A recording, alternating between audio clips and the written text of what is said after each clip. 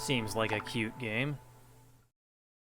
Originally, I was planning this video to be on a game that was a little bit more complex than a lot of the short, simple indie games that I have been reviewing. Unfortunately, I stabbed myself in the thumb with a kitchen knife and couldn't use a controller for a while, so I had to switch something that I could reasonably play on a mouse and keyboard instead of finishing the game that I was playing on a controller, which, of course, put me behind schedule and required me to improvise a little bit. How did I stab myself in the thumb with a kitchen knife? This image probably has something to do with it, but I don't know. I'm not a doctor. So here I am, yet again, with a nice, silky smooth, brand new, independent video gaming experience, Death's Door. Death's Door is the second game to come out of the indie studio Acid Nerve, and if that sounds familiar to you, it's probably because I also did a video on their first game, Titan Souls. And you should probably watch this one if you haven't seen it yet, because it's going to come back to haunt you very shortly. Death's Door is a classic dungeon crawl adventure puzzle game, but just telling you some made-up genre doesn't really do the game justice.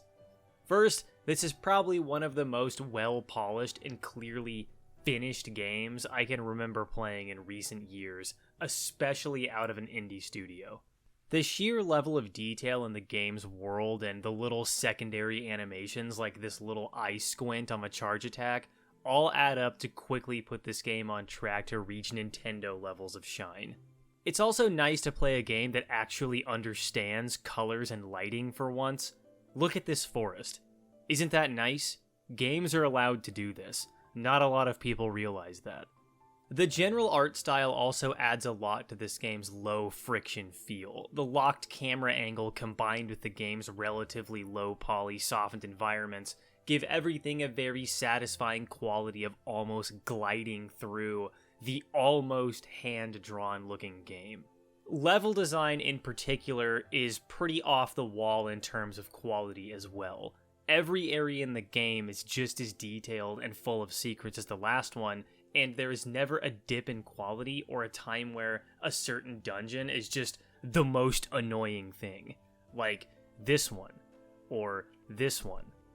The quality and delivery of the art and the high degree of attention to detail and generally just creative character design, like the player character being a crow and characters like this squid piloting a dead body, all come together to make Death's Door feel like the best version of itself that it could have been, which is not something you can say for a lot of games. Pretty much every game that comes out will have the scars of some idea that got scrapped, some content that was cut, or some idea that wasn't entirely fleshed out, and this is definitely not the case with Death's Door. This game is seamless. Of course, a game actually being finished is a pretty low bar to clear, so let's get into the more technical aspects of the game real fast. Just kidding, I'm not going to spend very much time on those either, or at least not from the framework of this video being an actual review. Instead, I think it might be a little bit more interesting to talk about the direct line from Titan Souls to Death's Door that clearly shows how smart Acid Nerve was at leveraging the ideas and the skills learned from developing their first project into making their second, significantly more complicated game. Let's do a recap of Titan Souls real fast for those who have no idea what it was. Titan Souls is an exploration-based boss rush game where the player and the bosses die in a single hit. The player can roll, and they can shoot an arrow, and that's it. The game's complexity and difficulty all come from exploring the game world to find all the bosses and survive their pattern-based attacks long enough to hit their weak point before you get murdered with perfect comedic timing.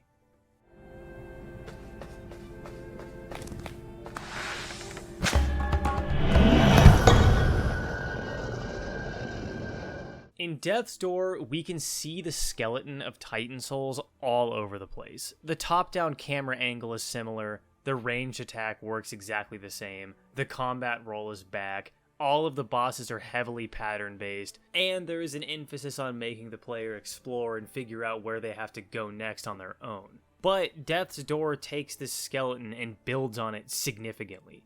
It's not just a boss rush anymore. We have normal enemies also. and we added a melee attack. Level design is a lot more complex and has some puzzles now.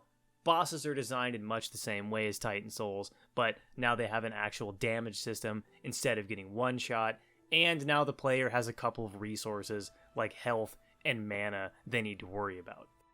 Throw in a couple unlockable weapons and a couple different ranged attacks, and you've taken a concept as simple as Titan Souls, which was originally a Ludum Dare game, all the way up to what is probably going to end up being one of the stronger indie titles of the year.